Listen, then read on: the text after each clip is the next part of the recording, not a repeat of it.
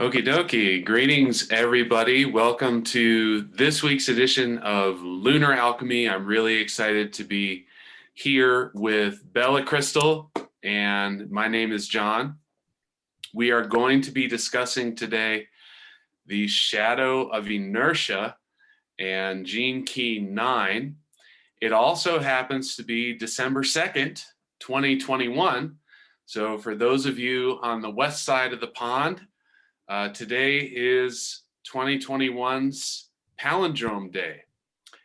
If you're joining us from Europe, of course, you had that day back in February. So today is 12/02/2021. Red is read the same way, left to right and right to left. A lot of exciting things going on. Welcome to all of our solar members. I'm so excited to have so many of you here with us today. We have a few new members joining us today, so I'm really excited to have you. Thank you for joining us. If you're watching on Facebook, I will post the link to get in with the rest of the members so that you can experience the quantum healing transmissions that we offer every week. This is a form of frequency entrainment that really activates your evolutionary process through the transits that the sun moves through each and every week. So, Bella, there's lots to talk about today. I'm really excited about Gene Key 9. What's on your mind? I already feel the energies, the solar eclipse that is coming in, and I feel like we are on that cusp, 9.6 to 5.1. And I do feel that we are in the codon ring of light, because I am feeling powerfully and intensely about the things that I care about. And I think it has to do with determination, right? And maybe impatience, but not in a bad sense. Like, I feel like there is a transmission that comes through me as my unique vessel that has to do with how am I, as who I am in this world, helping to activate those light codes. What is my way of doing it, and how can I share that with the world so I can empower others through my self-empowerment? So I am feeling that is coming through, and I'm feeling a lot about what I see with the wiring of our not just nervous system, but our electrical system, how that works, and also how not natural it is to live in the world right now, with a lot of different things that are with the radiation especially, but there are many other things as well. So I feel that's where I am, and I believe it's connected to the codon ring of light, where we have both the 9 and the 5 and the 26 and the 11, and there's something archetypal here, and I think that goes back to, we all have a unique way to activate light codes, and I do believe that it's becoming more urgent to come together and do it. It's becoming more urgent to express our own light codes, our own codes for activating that light. And I'm feeling back also to the codon ring of alchemy that we were in almost half a year ago now. It's Virgo, not really, a little bit less. It's Virgo gates. So we have that deep alchemy in the body, where we were like going in and feeling that on an alchemical level. And it feels like now there is some kind of resonance with that, but it's more directly light codes that we're working with. So you don't often hear me speak like kind of that abstract, but that's what I'm feeling. That's fantastic. I'm really glad that you brought up the individual aspect of this particular energy that's going on. When we look at the shadow of inertia, everybody knows what inertia means. Movement ends, everything stops, and is really hard to get going again. And whether or not you've got this particular activation in your profiles or not, there's likely been a moment in your life where you felt an extraordinary amount of inertia, and how incredibly uncomfortable that happens to be. One of the qualities of this particular energy is that it focuses intensely on the individual mechanics of the human through which consciousness is being focused. This particular gate, this gene key, it's all about how we use energy, not necessarily the energy that is being used, which is what we just came out of the 34, that raw primal power that moves through us. Now we have this opportunity to focus that raw power in a specific way. And when we do that in ways that are non-resonant with the individuation of our mechanics, what ends up happening is the energy comes through us, but it has no impact on the environment. It has no resonant effect that we can respond to, that we can witness, that we can organize into some form of a creation that is coming through us. So this idea of the individual energy, the individuation of our mechanics is really important in this particular energy form. When we look at the gene key, or even at the I Ching, the taming power of the small, what I think often gets really focused upon is the details or the steps along the path.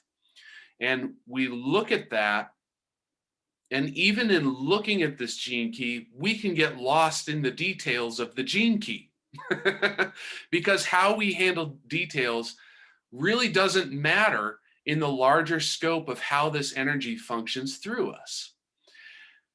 What's important about it is that that energy comes through us and expresses to some degree that absolute uniqueness of the mechanism that we are for consciousness to be expressed in the human realm.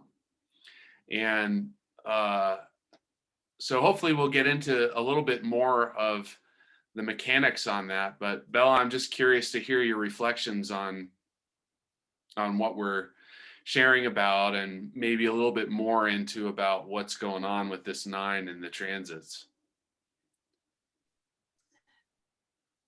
Yeah, I feel inertia is one of those gene keys where I speak about despair.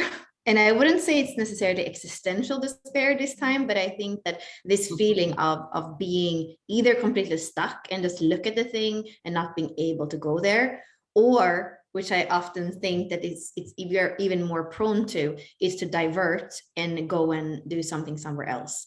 And it's the same result. And I think that it's everywhere, and I can see it even with, something as basic as sleep. You can be super, super tired, and then there is something on your phone and you start to scroll and suddenly you have forgotten that you're tired. And I know that this happens a lot to young people, like 12 years old, 14 years old. They can be up all night on their phone and they don't fall asleep. But then when they have to go to school, and there is something here with the world of distraction that I actually feel like the 9 is part of. It's diverting our attention and our intention. The 9 is so much about intention. Every little step. The 9 is the mountaineer. It has the intention of climbing the mountain, but it does it with its sacral energy becoming regenerated in small steps, or sometimes it might be a quantum leap, but it's because it has that intent that is going to get to the top of the mountain. And I think that is very, very much diluted, very much veiled when we have so much distraction, which is a way of diverting our focus. And then when we actually have to do something, because we're so used to kind of just go to the dopamine, then we can feel completely stuck. So I see everywhere. I have the 16 in my sphere of relating in my Mercury. So that's the programming partner. So I guess maybe in one way or another, I feel the 9 through that. And I can see how this distraction creates a lot of indifference in the world, because when you sit there, you're always even indifferent about your own sleep. And that is you know, and I sit with myself. I don't sit with my phone, but I sit and I do things with work that I love doing in the night. That also gives me dopamine or some kind of positive feeling. And then it's 3:30 in the morning, and then I have to be up at 7:30, for example, and that happens. And then I realize that what kind of determination is that, you know, then I need a little bit more of the gift frequency of actually saying, if I have to put an alarm clock at night, I'll do that. So yeah, there is something about basic needs as well that is connected to this. Yeah, that's really what you're sharing really illuminates what's going on with this particular gene key. And if you're watching on Facebook, this gene key 9 is made up of the shadow of inertia, the gift of determination, and then, of course, what comes after that is the transcendent city that has left my brain because the name of it is, I'm sure everybody, Invincibility, right? And the 16, indifference is the shadow. So you end up with indifference feeding this inertia. And when we think about inertia, it's like being stuck. I have the 9 in my attraction sphere. So I'm extraordinarily familiar with this particular gene key. I also have the full channel from the 9 to the 52. So I've been able to fully explore the way that this energy functions through the human mechanism, at least on an unconscious level, because for me, it's all unconscious. Mm. And so what is the line? Can you just give us the line of your attraction, or maybe both the attraction? The attraction is the 6th line. So we're right in the middle of it for me today. And in the 52, the gift is restraint, one of those gifts that you kind of look at and go like, what does that mean? But I think this is going to really, all of these gene keys, this 9 is such an important gene key for so much of our human experience because it's centered on our daily activities. What do we do every day from the moment we wake up until the moment we go to sleep? And how do we do it? And all of the systems that human beings are in a process of evolving through to transcend, to transform, to transmute into something new. All of these systems are based upon how we interact with our daily activities. And you can see connections between the 9 and all these shadows all over: despair, the indifference, like you were mentioning. There's so many that it touches on and is impacting in terms of how we experience it. When we look at this 9 and we're talking about the details of our daily activities, one of the things that you're talking about, Bella, is the disconnection that we have from a heart-centered perception of our contribution to the whole. So when we experience ourselves as in a low frequency, essentially we experience ourselves as requiring relief from the pressures that surround us. The pressure of survival, the pressure of social media, the pressure of our jobs, our internal pressure that we have from our design, the pressure to improve our experience. There's so much pressure on us. Our society as a whole is screaming out for relief and vacation and rejuvenation and all of these types of things that are becoming more and more prevalent in our society, the way that people are moving into different forms of spiritual experience, whether it's gene keys or just having a regular massage or acupuncture treatment. This stress, that's another shadow that you can see the 9 is deeply connected with, the shadow of stress. all of the stress that we experience is happening because we're attempting to function within a system that has not been preformed for the individual and unique expression that we came here to be. The collective is formed in relationship to us without our contribution to it yet. And so as we go about this process of attempting to fit into society, rather than allowing our contribution to transform society, then we experience the low frequency consequences of that low frequency contribution that actually doesn't encompass the wholeness of our being. So what happens to us is we get consumed by the daily activities, the details of our lives. The small things in our lives swallow us up. It swallows up our time. It swallows up our energy. It swallows up our enthusiasm, which is that that's the 16 working. And it leaves us in a place where we can't move forward. In fact, oftentimes when we become aware of what's going on, whether you're like, oh, I know all about the Matrix and all the, the evil cabal and all that stuff, or you're ready to step into some form of soul aligned work in your life. What's happening is you are about to take a step off of the cycle of karma that you and humanity has been walking on for centuries, maybe eons, or millennia, I guess would be the accurate term. So when you step off of the cycles that we are trapped in by conforming to what exists from before, it requires a huge amount of energy because there is so much momentum behind these cycles. Oftentimes when we begin to grow, we actually just start running on the cycle harder, as if we can outrun this circular movement that we've been stuck in.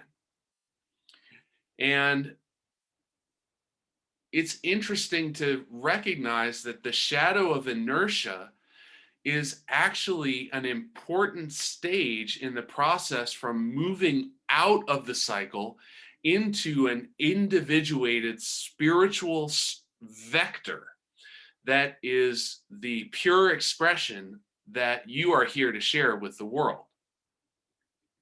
So the 9 is right at the crux of being a victim of the world as it exists with or without you, and transforming your life into a powerful contribution to the whole that will, in effect, transform the whole into a new form. So this inertia is a moment of stopping moving on that cycle. And this can be an intensely uncomfortable experience because most people who are experiencing the shadow of inertia are not only aware that they're stuck, they're aware of many of the solutions to being unstuck. But they're unable to implement any of those energies to create something new.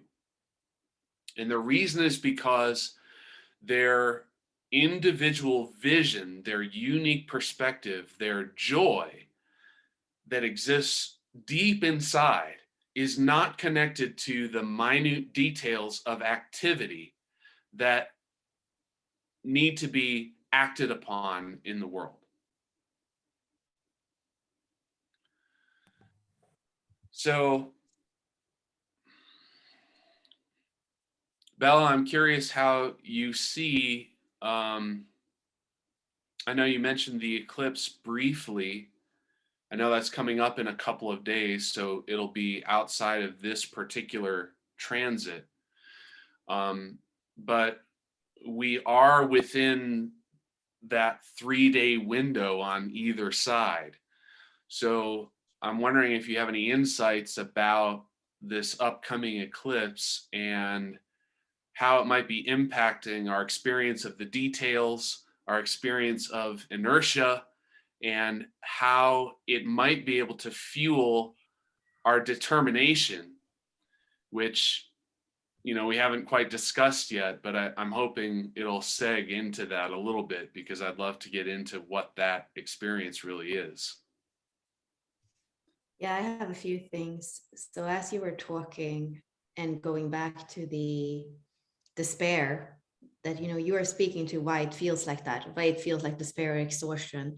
And I'm looking at the body graph when it comes to the 16 and the 9, and they are both part of the collective circuitry. The collective circuitry has to do with the future and the collective, of course. So how can we see a pattern that doesn't work so that we can correct it to a better pattern that's going to take us into the future as a collective?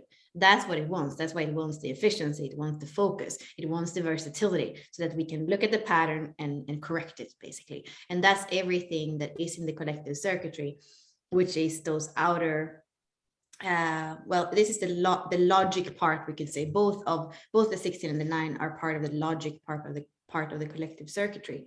And I think that when you speak about pressure, this is not, and I was speaking before about an individual inner knowing, and in the transits that we have been the last few months, there are so many of those that were individual. It's the inner knowing of the individual. But here suddenly we have collective gates that tells you should be efficient, you should do this. So I believe that it's a different kind of pressure that comes here, and that somehow the collective society is always putting that on us. We can feel, I believe that a lot of people that have activations here can feel kind of worthless because they aren't as efficient and effective that they want to be. And they have this is understanding circuit, logical circuit.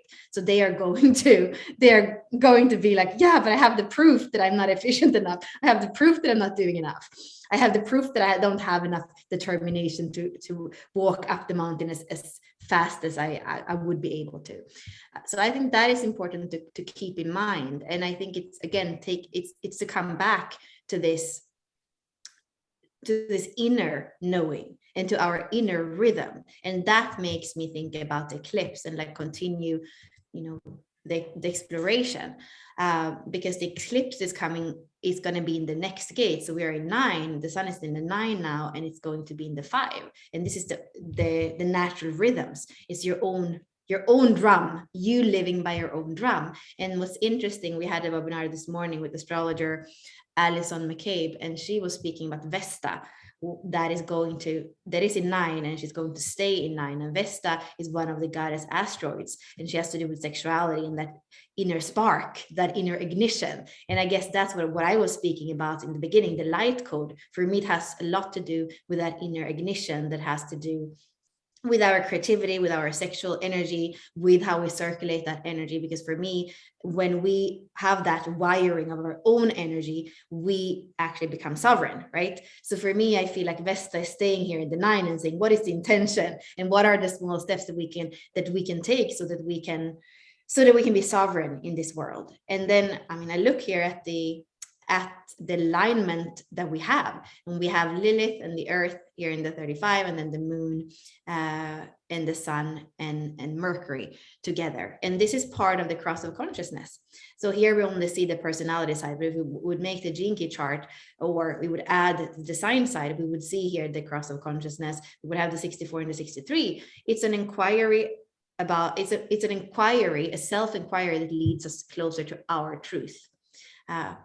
And it's going to have to do with these rhythms. Is it natural for us to sit with a phone and scroll is it what is natural for us? The 5 is asking us to understand our own drum. What kind of percussion is it? What kind of instrument is your drum? And the 35 is asking us to look at our hunger. And then I said dopamine several times. Like, what are the things that you're using for your serotonin, your dopamine, your adrenaline? Even just something as simple as coffee or tobacco. That are those things to feel a little bit calmer or a little bit more energetic. All these things have to do with the 35 and the 5. It's like not respecting the natural rhythms, and also the pressure of society. Oh no, I have to be up and go to work at 7:30, so that's why I'm drinking coffee. If I had Sundays every day and I could go out in my garden, and that's not even true that it's less productive. I have friends that have amazing gardens and that are probably going to be really lucky in a few years when maybe we are going to have to grow our own foods. So yeah, I think it's for me, really, the solar eclipse is about bringing things to the light that take and making choices that take us back to our own sovereignty. And Richard Rudd speaks about the 35. Everything for him is love, but it's like the only thing that can satiate that inner hunger is love. It's not going to be anything outer. That hunger it's not going to go away if we don't find what our heart sings for. And that's going to be to live our life uniquely with our life force, with the parts of us, the energy centers connected. And this is why, we're soon going to go off Facebook, but this is why I'm so happy there are people that are, with us today that are in Ashley's and my courses, because sometimes it tends to be focused on the things that we learn about the system, and then everybody has to do it in their own life, go and implement it. But what I love to do with Lunar Alchemy, we come here after a whole day of this kind of learning things and actually get the frequency package that the body's intelligence can receive and work with. And then we don't even have to think about implementing anything. That's just another thing that the 9 says, okay, now I have to put more and do more and be determined about more. There is no determination needed more than receptiveness. And I think that is something that we have forgotten. So yeah, that's what I want to say. That's what feels important. That's absolutely all. You're speaking right into what I was intuitively discovering about this particular transit in relation to the quantum frequency transmission. So you were speaking a lot about being aware of your inner knowing, to having connection to what makes your heart sing, what makes you feel alive, what activates your vital energy, and really, brings you alive in your experiences. And this 9 is all about that.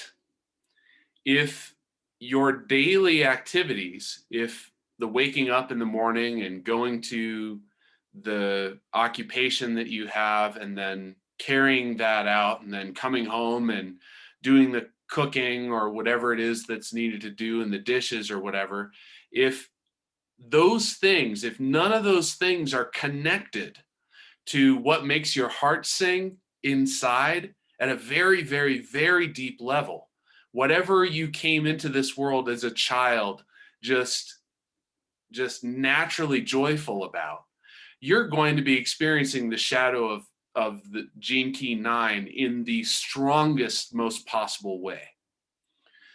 And so that kind of brings up a problem for some people, because some people are doing the work, they're doing the contemplation of gene keys, they're looking at their human design, they're understanding things about the astrology, they're looking into their experiences in the world and evaluating their relationships and all these things, and they may still feel closed off or disconnected from that inner knowing.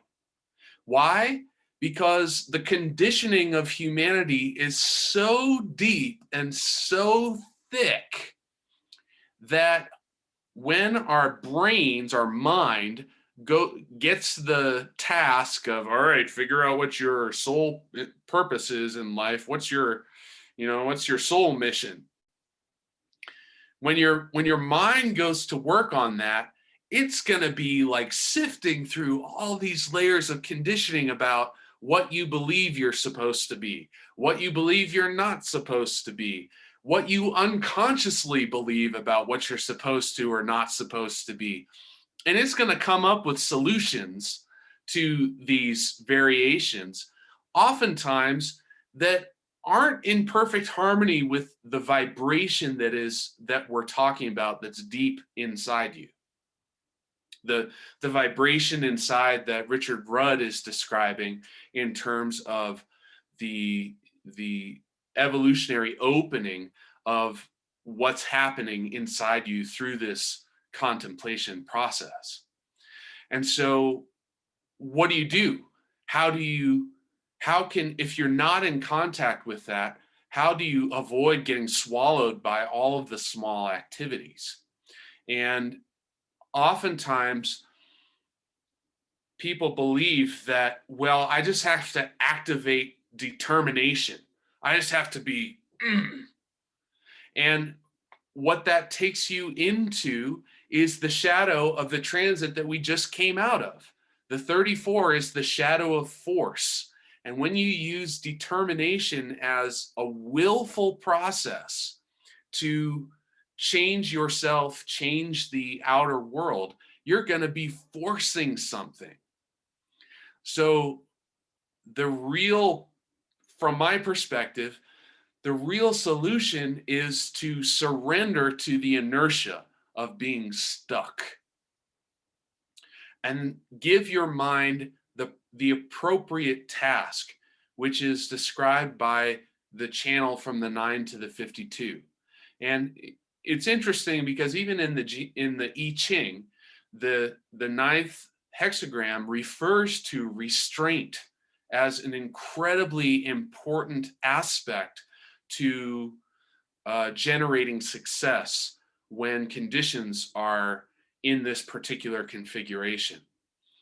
And what I've discovered from having that channel and from, I spent most of my years studying music, working through this particular channel, because in order to master music, there's so many details. There's 12 keys. So anything that you do once, you have to do 12 times. Like just the sheer volume of activity that is required in order to master music on an instrument it's incredible. So I spent a lot of time looking at details. And what I discovered was that restraint is what allows the activity that you choose to be focused towards that higher vision, even if you don't know what that higher vision is. So if you don't know what your soul mission is, or your one purpose on earth, or you don't believe in that stuff even, you can still generate more aliveness in yourself by exercising restraint in how you choose the activities of your day. Does the activity bring, it's like the Marie Kondo of your choices rather than your stuff. Does it bring joy? Does this little wall clock that you have, is it sparking joy in you? No, throw it out. Okay. Same thing with your daily minute activities. Is this activity sparking joy for you? No, maybe consider not doing it. And that is going to be the quickest way that you can discover a flow of activities that will take you in the direction of your higher calling. And is also one of the quickest ways of raising your overall frequency in an exponential way in your life. If you exercise an extreme amount of restraint to only take action on those things that your heart is fully engaged with, your life would transform to become almost unrecognizable, probably within a period of 30 days, and maybe sooner. So this idea of restraint is extraordinarily important. And I discovered that it's not only choosing the particular activities that move you in the right direction, but also restraining yourself from jumping ahead to the future of that realization that those activities are going to provide for you. Because when you're living in that future moment, the activities of the now, you become attached to them in a way that won't allow you to walk away from it at the drop of a hat. And that's the quality that you need to cultivate in the activities. Some form of healthy detachment that will allow the energy to start flowing. It's not because detachment is like, this is the state that you got to be in to be spiritual. It's because detachment allows pure and natural energy to flow through you. When you have attachment operating, it clouds that flow and causes that energy to start spinning off this way and that way, and down below, other directions that you don't really want it to go. So that was what I really wanted to share in terms of Gene Key 9 and my mostly unconscious experience with it, because after going to music school, I got into the food industry, which also fits with my chart in a number of different ways, but I ended up creating a business around throwing wine parties. And this was like multi-course, hors d'oeuvres and multi-courses of wine tastings and stuff like that. And I would get lost in the details of preparing for these events, like 8 hours would pass and I would just, that's kind of a cool thing. I know I'm somewhere in the zone, but I wasn't able to walk away from the activity to allow my full power to come out and be utilized for the purpose of the expression that was occurring.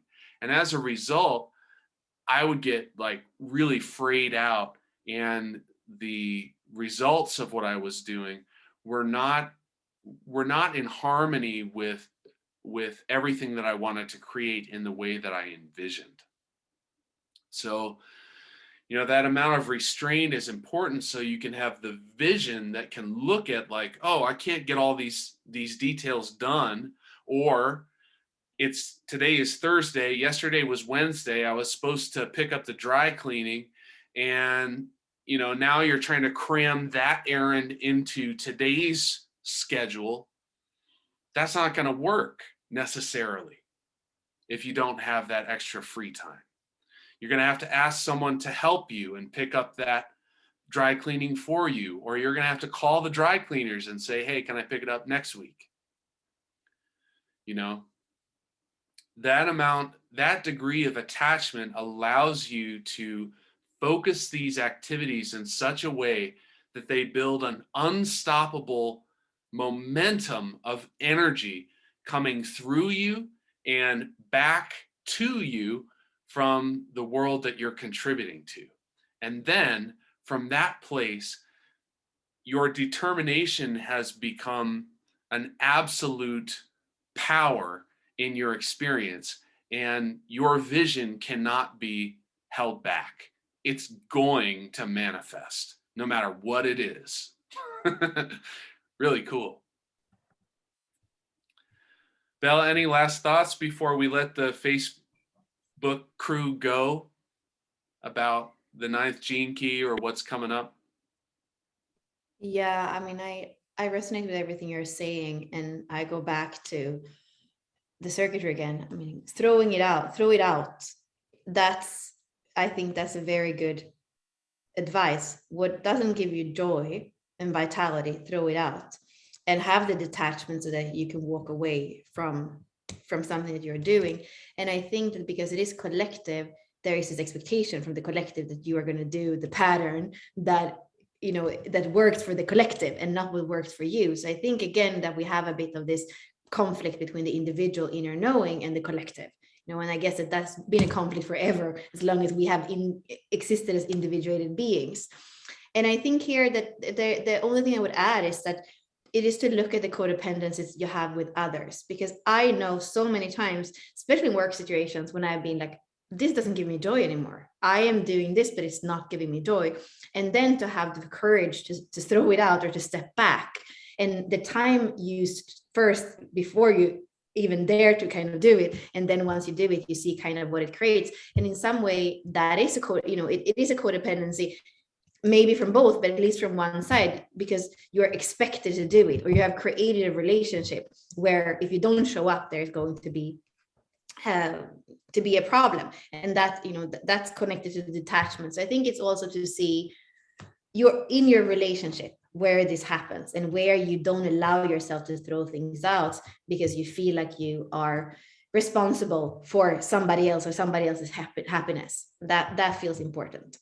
And this can be family members, or this can be work related. And to take back the power and allow yourself to know that you serve the world the best as an empowered being when you put your focus into things that empower you and inspire you and may give you more vitality and joy. And you're going to be better for the whole in that sense. Yeah, thank you for grounding that into our experience of relationships, because this is one of the energy forms that can really be a big destroyer of all forms of relationships, because so much of our heart's desire in today's world, as we are at this very moment, goes unspoken and unexpressed in our relationships. You know, every business has a mission statement. How many relationships have mission statements? How many people walk around being able to spout out their relationship mission at a second? You know, like you meet a CEO of a company, that mission is like, it's on the tip of their tongue at every waking second of their experience. They go home to their family. Is there a mission between them and their spouse? Not necessarily. So when you don't have that higher vision to connect your activities to through that sparking of joy, anything that you do is eventually going to succumb to this circular pattern of the collective, where it may look new every time you go around, but it's really not. It's the same old territory. It's the same old karma. And our relationships are so important in breaking this form of experience and expression. You know, the sad thing there is, to wrap it up, I don't want to wrap it up into something negative, but what that creates in relationship is indifference. And we see that between so many people in relationship. It creates inertia to do something better, and it creates stress. So we have 52, 16, and 9, those three shadows. Then that is what's feeding the relationship. And where can the relationship go from there? Well, it becomes this kind of thing that can't go anywhere. But if there is codependency and it's this attachment where we're afraid to throw out what doesn't give us joy, that can be a whole life. That can be a 40-year marriage, you know? Yeah, absolutely. Yeah. So for those of you watching on Facebook, if you haven't guessed yet, today's frequency transmission that is being offered to all of our solar members in Lunar Alchemy centers around the energies that exist within the heart and how it functions within our larger scope. So when you are excited about joining in this process with Lunar Alchemy and experiencing these energetic entrainments to assist you with consciously and unconsciously integrating all of the possibility that each transit provides for us as an evolutionary mechanism. Click on the link in the comments to join us in Lunar Alchemy, and we will be excited to meet you in our members webinars and to offer those frequency entrainments to you. So for those of you on Facebook, thank you for joining us. We'll see you in a future discussion.